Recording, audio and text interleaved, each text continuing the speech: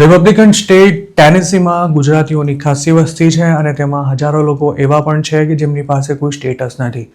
જો કે આવા લોકો માટે હવે ટેનેસીમાં રહેવું કદાચ મુશ્કેલ બની શકે છે, કારણ કે સ્ટેટના હાઉસ ઓફ રિપ્રેઝેન્ટેટિવ્સે 3 ઇમિગ્રેશન બિલ્સને પસાર કરી ઇલીગલ ઇમિગ્રેશન પર સકંજો કસવાનો પ્રયાસ કર્યો છે.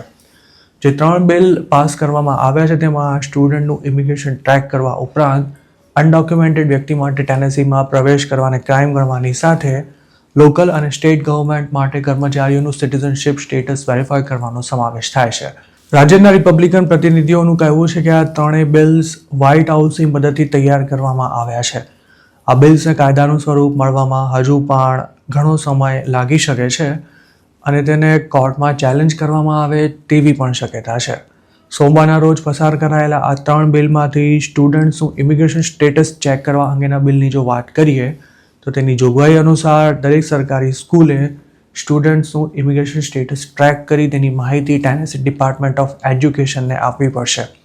આ બિલને ગયા વર્ષે પણ રજૂ કરાયું હતું, જેમાં અનડોક્યુમેન્ટેડ બાળકો પર સરકારી સ્કૂલમાં ભણવા પર પ્રતિબંધ મૂકવા ઉપરાંત આવા બાળકોના પેરેન્ટ્સ પાસેથી ટ્યુશન ફી લેવામાં આવે તેવી પણ જોગવાઈ કરવામાં આવી હતી.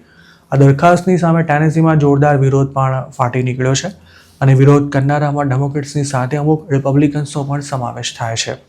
વિરોધ કરનારાની એવી દલીલ છે કે અમેરિકાની સુપ્રીમ કોર્ટે 1982માં આપેલા ચુકાદામાં યુએસમાં રહેતા દરેક બાળકને સ્કૂલ એજ્યુકેશન મેળવવાનો હક આપ્યો હોવાથી તેના પર તરાપ મૂકતો કોઈ પણ કાયદો ન બનાવી શકાય. આ બિલના સ્પોન્સર અને હાઉસમાં બહુમતીના નેતા વિલિયમ લેમ્બર્ટની એવી દલીલ છે કે અનડોક્યુમેન્ટેડ સ્ટુડન્ટ્સના નામ અને એડ્રેસની વિગતો લેવામાં નહીં આવે, પણ ડેમોક્રેટ્સને એવો ડર છે કે આ ડેટાનો ઉપયોગ અનડોક્યુમેન્ટેડ ઇમિગ્રન્ટ્સને ટ્રેસ કરવા માટે થઈ શકે છે.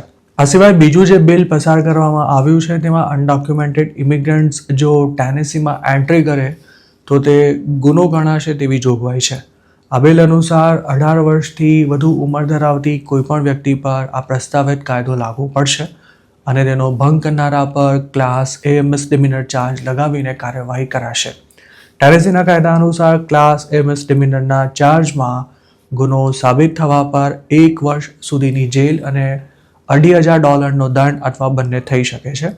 જ્યારે ત્રીજા બિલ અનુસાર સ્ટેટ અને લોકલ ગવર્મેન્ટે પોતાના માટે કામ કરતા લોકો અમેરિકન સિટીઝન છે કે નહીં તે કન્ફર્મ કરવાનું રહેશે અને લોકલ ગવર્મેન્ટ જો તેનું પાલન નહીં કરે તો તેને મળતા સ્ટેટ ફંડને અટકાવી શકાશે.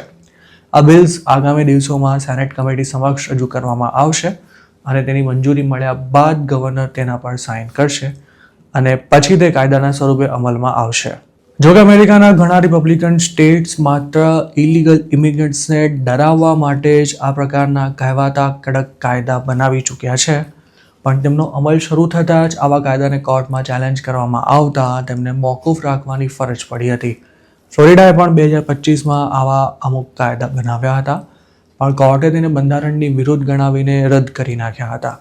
ટેનેસીમાં અગાઉ અનડોક્યુમેન્ટેડ ઇમિગ્રન્ટ્સને ભાડે મકાન આપનારાને દંડ ફટકારવાનો કાયદો પણ બનાવવાનો પ્રયાસ કર્યો હતો, પણ તેમાં આગળ કશું જ નહોતું થઈ શક્યું.